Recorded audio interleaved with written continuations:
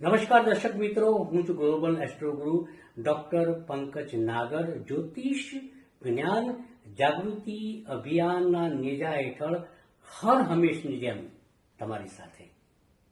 આવો આજે એક નવા વિષયની વાત કરીએ.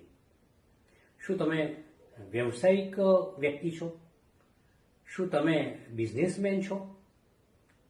સામાન્ય રીતે વ્યવસાય હોય કે બિઝનેસ હોય, પાર્ટનરની જરૂર પડતી હોય છે.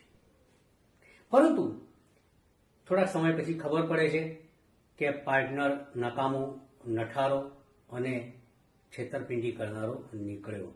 ત્યારે આપણો ધંધો કે વ્યવસાય અસ્તવ્યસ્ત થઈ જાય છે અને આપણે ભાંગી પડીએ છીએ. આવા સમયે શું ધ્યાન રાખવું જોઈએ?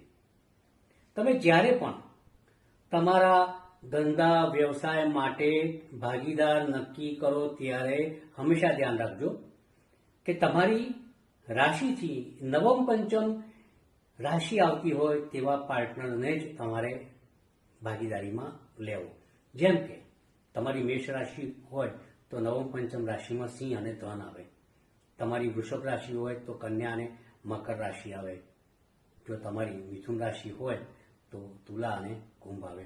જો તમારી કર્ક રાશિ આવે તો જળ તત્વની રાશિઓ વૃશ્ચિક અને મીન આવે. આ નવમ પંચમ રાશિઓ કહેવાય. એકબીજા તત્વો સાથે બંને એકબીજા સાથે તલસ્પર્શી રીતે ભળી જનારી રાશિઓ, એક તત્વના નેજા હેઠળ આવનારી રાશિઓ એને ગણી શકાય.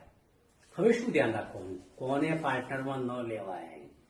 ભાઈ જો સામેનાની કુંડળીમાં સૂર્ય શનિની યુતિ હોય તો એવો પાર્ટનર થોડોક બાયપોલાર હોય, પોતાના નિર્ણયો વારંવાર બદલતો હોય અને સખત સંઘર્ષ એના તરફથી મુશ્કેલીઓ આવતી હોય એવું વારંવાર જણાતું હોય છે. જો સામેના ભાગીદારની કુંડળીમાં સૂર્ય મંગળની યુતિ હોય તો અંગારે કેવું કહેવાય? વાત વાતમાં ભડકે છે, ગરમ થઈ જાય છે, ગુસ્સો કરે છે, ક્રોધ કરે છે અને ધંધાને આગળ વધવા દેતો નથી. જો સામેના ભાગીદારની કુંડળીમાં ચંદ્ર શનિની યુતિ હોય તો એ આપઘાતી વલણ ધરાવતો હોય છે. એની માનસિકતા આપઘાત તરફી હોય છે. એટલે વારંવાર તમને ધમકીઓ આપે, ડિપ્રેશનમાં આવી જાય, ડિસઅપોઇન્ટમેન્ટમાં આવી જાય અને મોટિવેટ કરવાની જગ્યાએ તમને ડિપ્રેસ કર્યા કરે. એટલે એવા પાર્ટનરને પણ તમારે લેવો નહીં.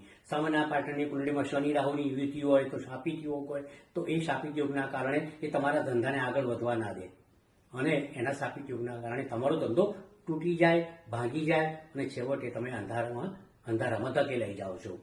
એવી અસંખ્ય બાબતો છે કે જ્યાં પાર્ટનરશિપ નક્કી કરતી વખતે તમારે સચોટ રીતે સામેનાની કુંડળી જોવી જોઈએ. ધારો કે શનિ રાહુ હોય સામેનાની કુંડળીમાં તો એવો પાર્ટનર અય્યાશ હોય અને સ્ત્રીઓને જઈને પોતાનો ધંધો અસ્તવ્યસ્ત કરી નાખે, સ્ત્રીઓ પાછળ પોતાનો ધંધો પૈસા ખર્ચી નાખે અને તમને બરબાદ કરી નાખતો હોય છે.